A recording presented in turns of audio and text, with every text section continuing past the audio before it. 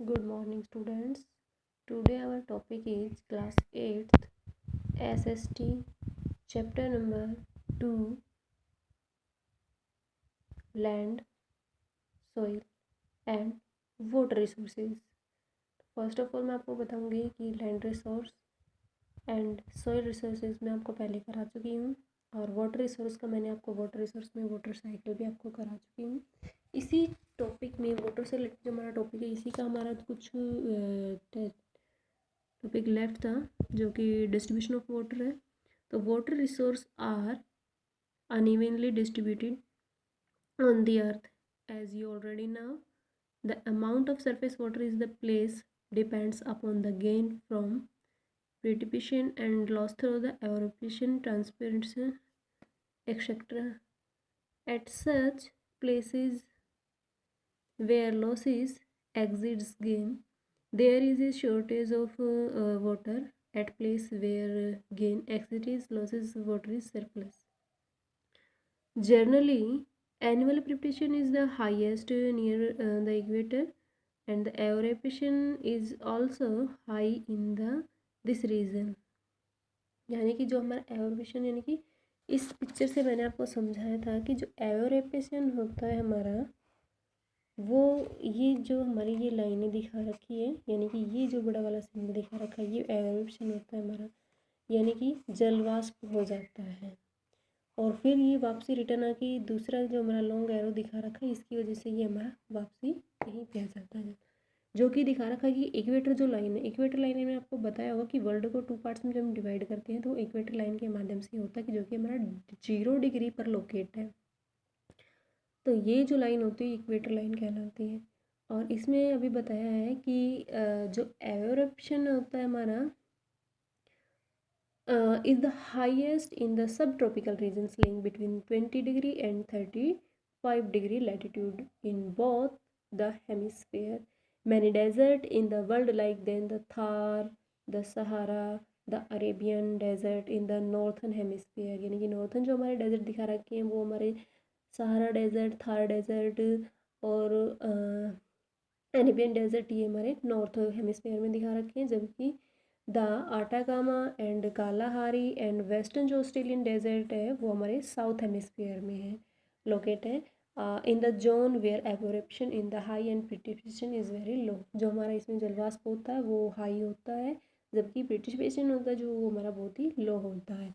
The region between the 45 degree and 60 degree latitude usually have surplus water, यानी कि यहाँ पे हमारा वाटर सरप्लस हो जाता है। तो जहाँ पे हमारा जल वाष्प ज़्यादा होता है वो हमारा 20 डिग्री टू 35 डिग्री पर ज़्यादा होता है, जबकि 45 डिग्री टू 60 डिग्री लैटिट्यूड जो होता है उसमें हमारा ये कम होता है।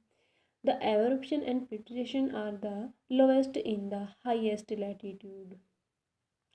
इन ऊंचाइयों पे ये हमारा जो एवरेप्शन होता है वो हमारा कम होता है। नेक्स्ट जो टॉपिक इसमें हमारा स्टार्ट होने वाला है कंजर्वेशन ऑफ वाटर रिसोर्स। तो वाटर रिसोर्स जो हमारा है उसको किस प्रकार से कंजर्व कर सकते हो, यानी कि इनका कंजर्वेशन आपको करना होगा, संरक्षण यानी बचाव करना होगा।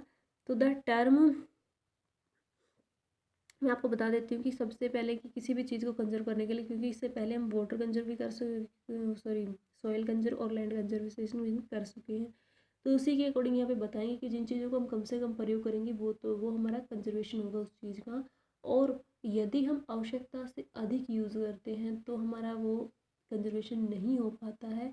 तो हमें विकास के लिए चीज़ों का अधिक से अधिक प्रयोग तो करते हैं लेकिन हम उन्हें अंधाधुंध होकर प्रयोग करते हैं। तो इसीलिए the term conservation refer to the efficient utilisation besides protection resources improvement and prevention.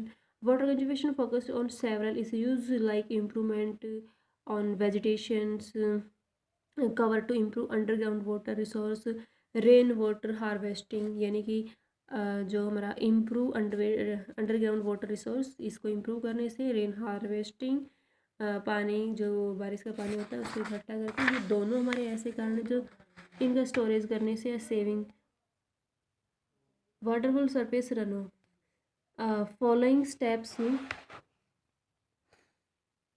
steps can be taken the conservation of water resources. Point number first, grow different types of natural vegetation to slow down the surface runoff. In this way, the underground water storage can be improved.